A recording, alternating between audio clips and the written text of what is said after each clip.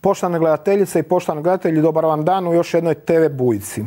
Moj večerašnji gost ima 25 godina i najmlađi je kandidat, vjerovali ili ne, za predsjednika Republike.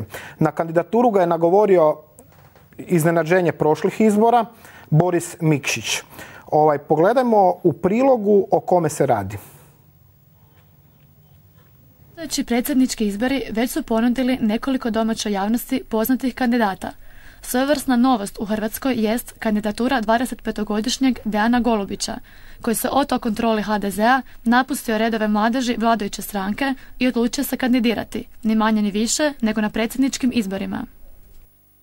Bio sam 4 godine u HDZ-u. Znam sve što su radili, znam kako se ova država vodi, znam da i HDZ i SDP kao i sve ostale stranke surađuju zajedno, nema drugog izbora.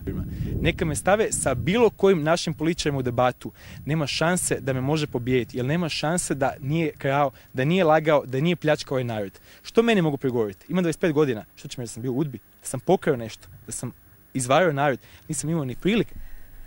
Bivši čelnik mladeži HDZ-a sa zagrebačkog Trnja u mnogočemu se ne slaže sa premijerom Sanaderom, a u kampanji koju namjerava voditi na američki način, savjetima mu pomaže Conor Vlakančić, američki poduzetnik hrvatskih korijena i kandidat za američki senat iz San Francisca.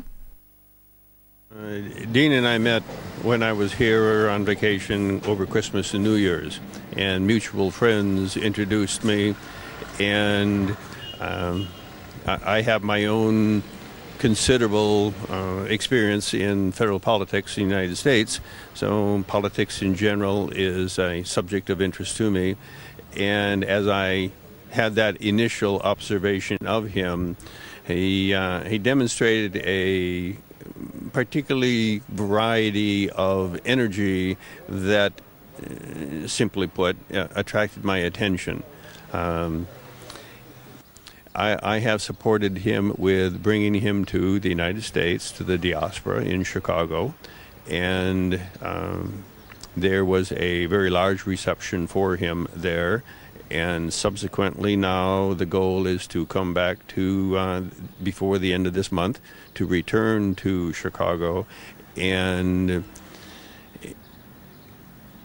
make the presentation that he has done everything he committed to do and promised to do, and now it has to be something bigger. He cannot carry this all by himself. There is no one that has been identified, or no ones, such as two people, that would be desirable, highly qualified candidates for president, and so it's a wide open field.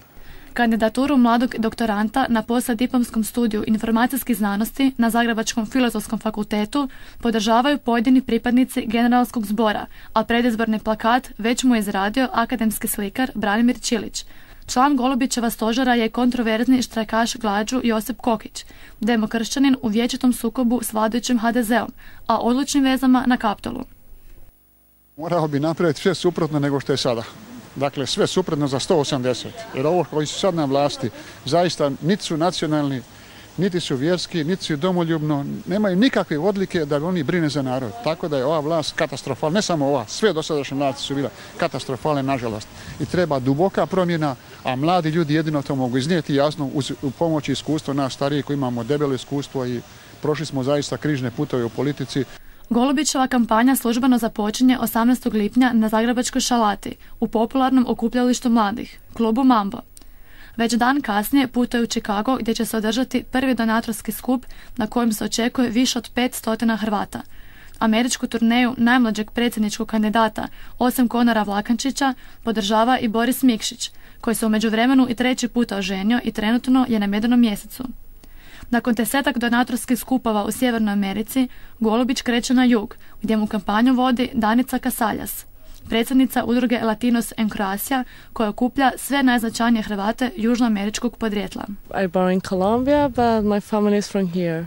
So that's the reason I am here, learning the language, learning the culture, be more near for my family. I really support him because I think that the could be prosperous, because you are a new nationality, and you need more improvements. He's young, but I think that this is interesting because you need new people that is moving for new things, because the old people also was growing up with different mind, and you now need open mind for the new world, to be open for all the world, because now, okay, you're a small country, but you need to work for the other countries, because now it's all the world working together. It's not just a country.